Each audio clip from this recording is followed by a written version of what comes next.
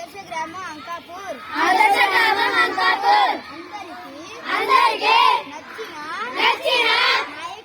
నాయకుడు సజ్జనుడు ఆయన రామయ్య పుట్టాడు దుఃఖంతో ఉన్నాడని తెలిసి లక్ష్మీపురం గ్రామస్తులు రామయ్యను చూడడానికి వచ్చారు.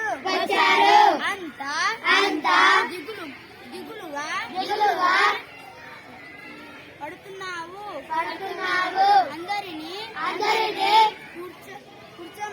కూర్చోమని చెప్పాడు రంగయ్య ఏమి చెప్పను దిగులుగా కూర్చున్నావు దేని గురించి అంత తీవ్రంగా ఆలోచిస్తున్నావు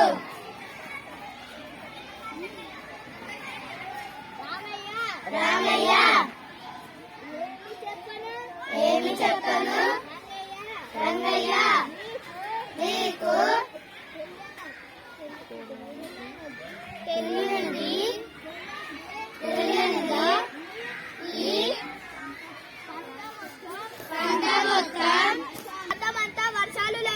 ఈ ప్రాంతమంతా వర్షాలు లేవు కష్టపడి పొలాలు దున్ని వేసిన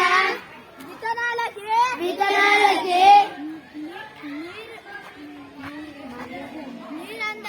నీరందక విత్తనాలు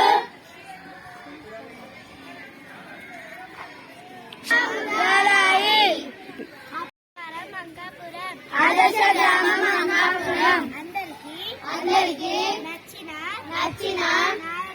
నాయకుడు ఆయన రామయ్య పుట్టాడు దుఃఖంతో ఉన్నాడని తెలిసి లక్ష్మీపురం గ్రామస్తులు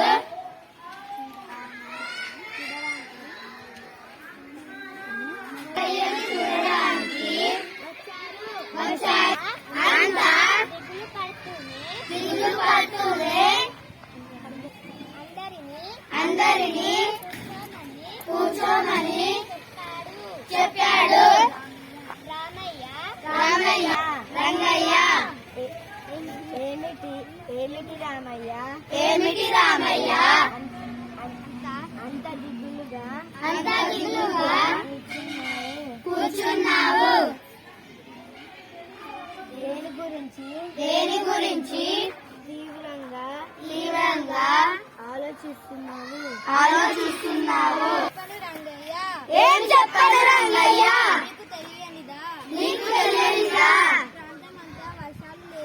ఈ ప్రాంతమంతా వర్షాలు లేవు కష్టపడి పొలం దున్ని వేసిన విత్తనాలకి నీరందక విత్తనాలు శ్రమలుగా అయ్యాయి. అప్పుల పాలు అవుతున్నాను. బ్రతుకు